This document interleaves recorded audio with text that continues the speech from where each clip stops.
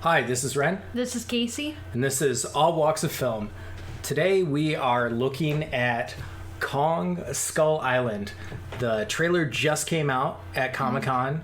We were not at Comic-Con because we can't afford that. No. But the trailer came out, and this is our commentary on this film. We've been looking forward to this film for a while. Is this the one that's going to be King Kong and Godzilla?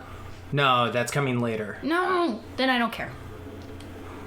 They have to set up the universe. I don't care. I just want freaking Godzilla with Andy Serkis and King Kong with Toby Kebbell, and that's what I want to see. That's not coming for a while. No. They have to establish logic to it. No, they don't. We've already had 3 American King Kong movies, and one of them was fairly recently. Everyone knows King Kong. You don't need to do that again. Just make a new King Kong versus Godzilla, which will be pretty new to American audiences. Because there is one, obviously, but it's an older Japanese one from the 60s that many Americans haven't seen or even heard of. But that one was cheesy. I think they're trying to make it more serious. And also there's rumors that they're not actually going to be fighting each other. They're going to be fighting something else. That's fine, too. I'm just saying, do that one first. We don't need another origin story. It's like Spider-Man at this point. All right. Are you ready for the trailer? I'm ready for the trailer. It's a survey job. Just chopper them in and out. Be a joyride.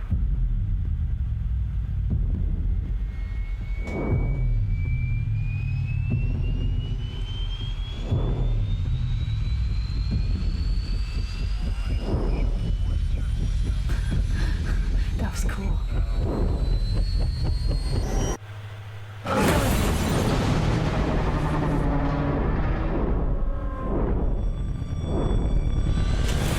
John Goodman? Yeah. Okay, so Samuel Jackson and John Goodman. John Goodman. That's awesome. You are going to tell me everything I don't know, or I'm going to blow your head off. Well, it's Warner Brothers movie. They're really trying to redeem themselves.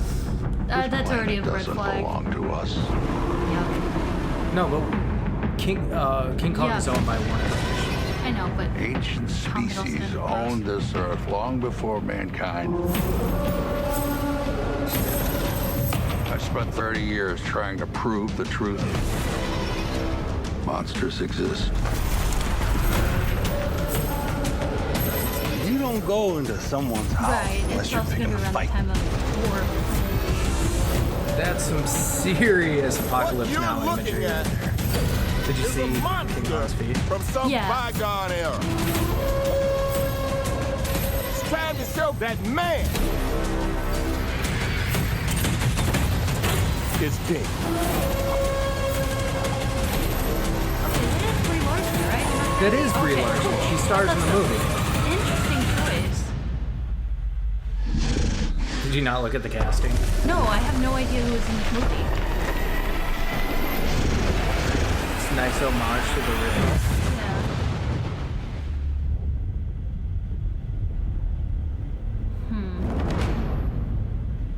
All right, so going back, we really don't get a good look at Kong, which I don't know is a good thing or a bad thing. I would say that's a good thing for now. You don't want to blow your money shot in the trailer. Like, if nothing else, this trailer doesn't give us very much information, and that's a good thing. It is a good thing. It just sort of generally gives us a vibe that I'm not feeling too much at the moment, but I like it's the a decent apocalypse trailer. now imagery. I like the color palette. It's very tropical and warlike. Mm-hmm. I thought it was really cool when Kong was using the trees to knock down the helicopters. I will say that as a teaser, this really works well as a teaser. I really wish more movies just stuck with trailers like this because it's enough to get me into the movie. Lately I've been a really big fan of pretty much every teaser I've seen and have hated pretty much every trailer I've seen. Well, trailers usually give way too much of the movie away. Exactly why. You know, the teaser is enough to like give you an idea, but not really tell you what's going on. And then you can't avoid it when you go to the theater. You're like, you have to like cover your ears. And I know that there are people out there that want to see every single trailer and want to have the movie ruined for them before they see it, which for some people, it's not even ruining. They just enjoy it. But as far as this trailer goes, it's interesting. I'm definitely hyped up for it. It does look like somewhat of a remake of the original 70s. I mean, the 70s. Yeah, King Kong, I was about to say like not the original 70s. Yeah. Sorry. What part of it reminds you of the 70s King Kong? The helicopters. The fact that it's more modern era. I actually heard that it does take place during the 70s. Oh, really? So interesting. Okay. So that definitely harkens back to the 70s version, which is, besides the original one, my favorite one. I think that was a very good adaptation, where it keeps true to the spirit of the original while fixing some of the problems and adding its own interpretation. You know, something that's unique and new and not just a rehash. All right, so what do you think of the natives? Yeah, because you saw me just kind of like go, ugh. This planet doesn't. The natives are always the worst part of every single King Kong. Species all. I don't know. That's just, it's one shot. I can't tell. So they have some sort of tribal thing. They're racially ambiguous because of the mud, which they did in the Peter Jackson version as well, because how do you do natives without being racist and all that kind of stuff? Like King Kong is the original King Kong is very racist. Well, it's a lot of different kinds of people. It's a hard thing to convey because a lot of King Kong, like even the concept of King Kong, reverts to some pretty racist ideas that you have to update the story to. Mm-hmm. Because if you watch the movie Inglourious Bastards, they revealed that King Kong is about a slave uprising. Like one slave, fighting back or whatever.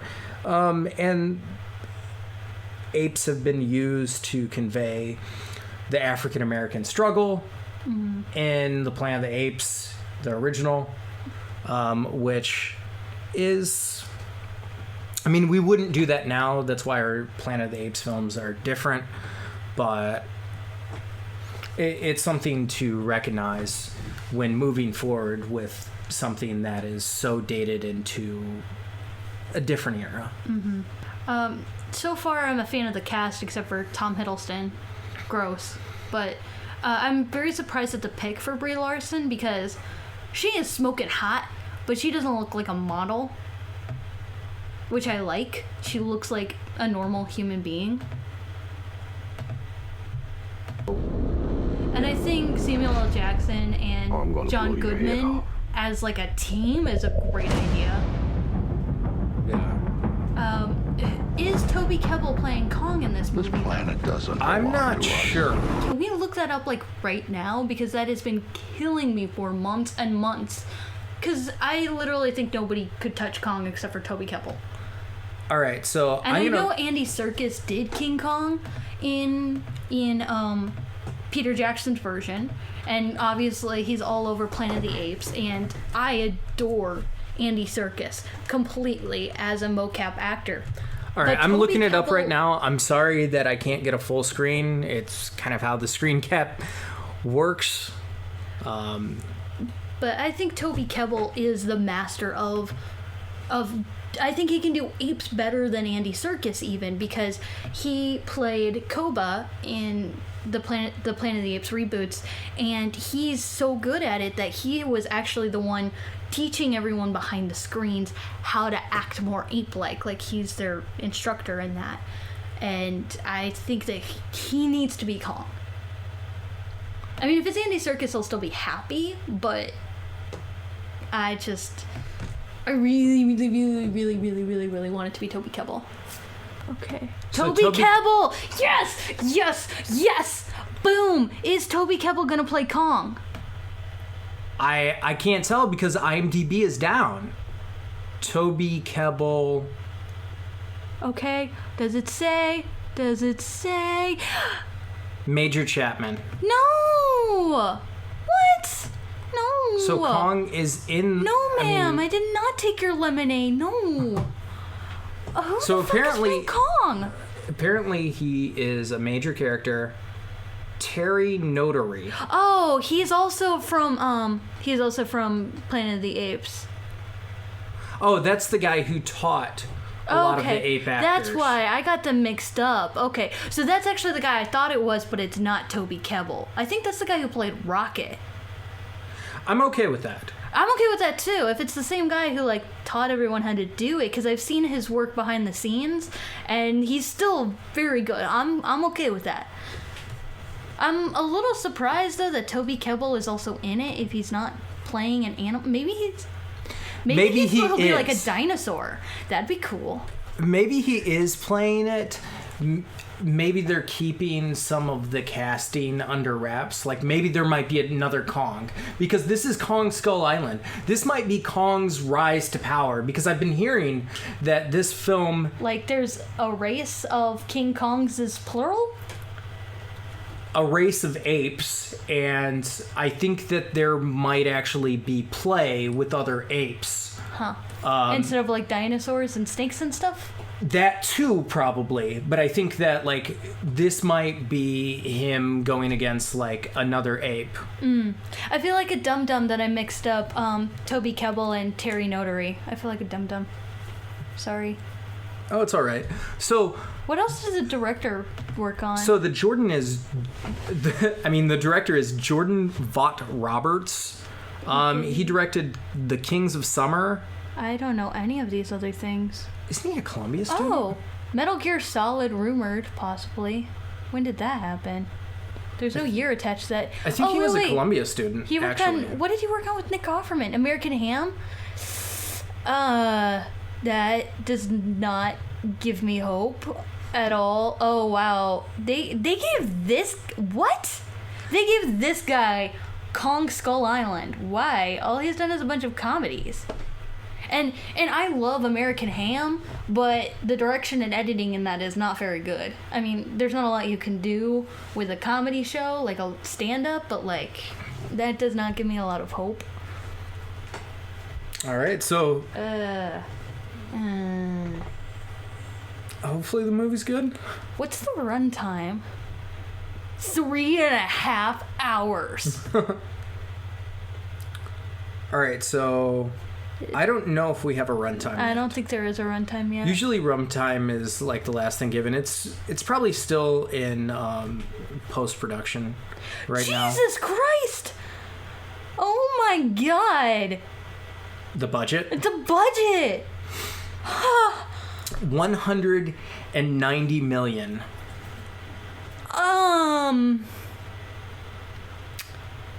Warner Brothers, this better be fucking good.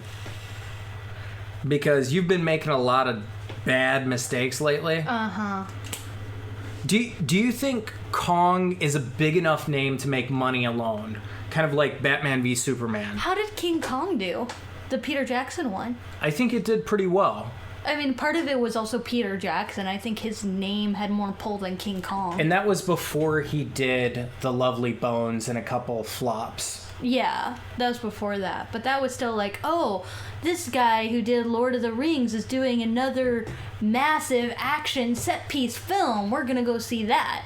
Actually, You know? I think The Lovely Bones was his first flop, and then he did the Hobbit movies, which were critically were received bad. Who's the producer on this? Because I have a sneaking suspicion that this is not a director film. Oh, that makes me feel good. Dan Gilroy did Nightcrawler, and he worked on The Fall. He's a really good screenwriter, and Nightcrawler was amazing. That was his directorial debut that he also wrote. But that gives me some hope, because, oh God, that's a problem. A lot of producers. Too many producers. All right, so Oh, Debbie but Bossy. They're not all like actual You have producers. a producer behind Star Trek and the Mission Impossible movies, which... And Death Proof. I mean, That's some stuff. It's okay. So, it's yeah. But, let's see. Co-producer Jennifer Conroy. World War Z. Okay. Rush Hour 3 and World War Z. Nope. Okay, executive producer. Alex Garcia. All right, so Godzilla, House of Godzilla. course. Okay, yeah. Oh, Well, Jack because the it's a- Giant Slayer. Oh. Yeah.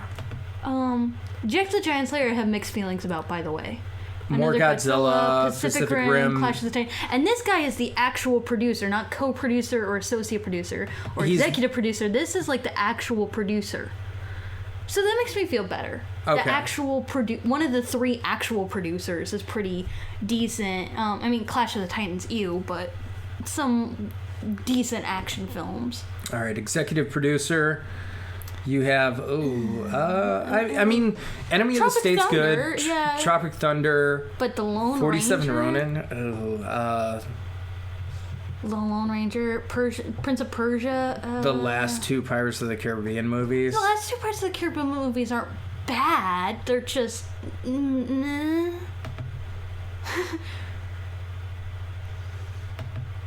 Another producer role. Oh, The The Revenant, and Pacific Rim and Godzilla. Oh, this and movie felt very much like Godzilla. And she's producing Godzilla vs. Kong. And Godzilla 2, and Pacific Rim 2, and Beyblade. So this is someone who's into a lot of Japanese stuff, it looks like. Which gives me some hope. Oh, and Noah. She worked on Noah. That's cool. Pacific Rim. Yeah. Okay. I have a little bit of hope for her.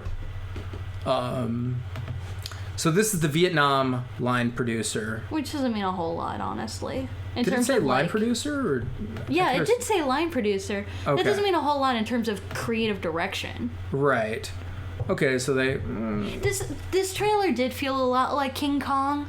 Or not a lot like King Kong. Of course it did. It felt a lot like Godzilla with like the military stuff. Like, let's glorify and oversimplify the military stuff. Yeah, especially with the flares. Yeah. All right, so and then we have Dark Knight and Inception and Dark Knight Rises and he's worked with Christopher Nolan. Okay. Krampus. There's a Trick or Treat 2? Why? No, it's coming out. You didn't know that? No, why? The director behind the first one is doing the script and everything. Oh, so okay. yeah. And is it basically just going to be like more short stories, or Yes. is this just going to be about like No, the Sackboy? it's going to be Trick or Treat too. So it's going to be the Okay. same style and all that kind of stuff. The Sackboy might return. but it's not going to be like a straightforward narrative of the Sackboy. Okay. Right. Cool. All right. Okay. So they all have worked together on a lot of projects before. They all have a fairly cohesive vision.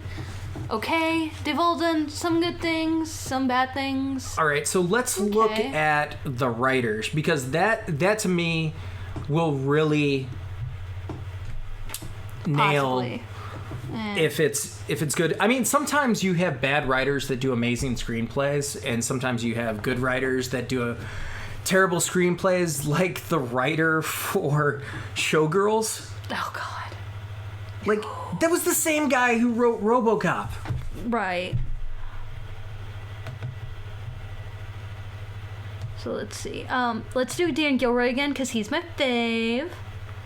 So, like I said, he worked on Nightcrawler. He wrote and directed Real Steel. Oh, I did not know that. But he worked on Bourne. He worked on the Bourne Legacy and The Bourne Fall. Legacy was not considered part of the Bourne franchise because people didn't like it. Ooh, okay, never mind. and, But the Fall.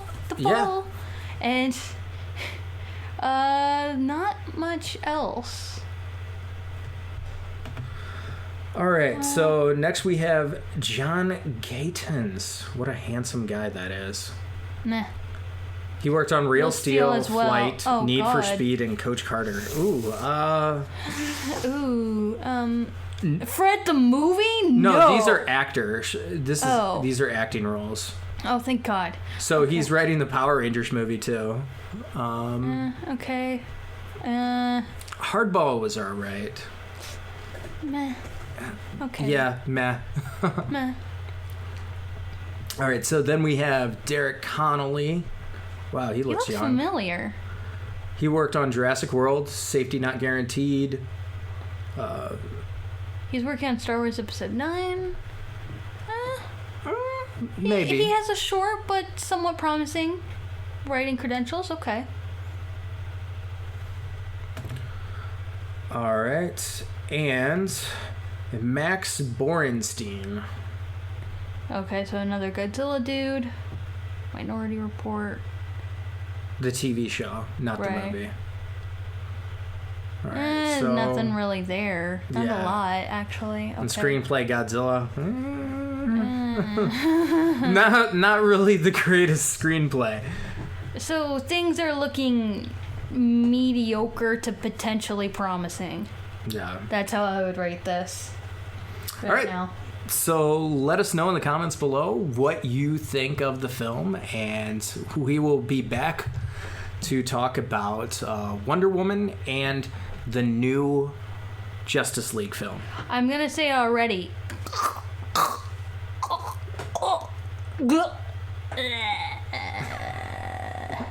All right, thanks for watching.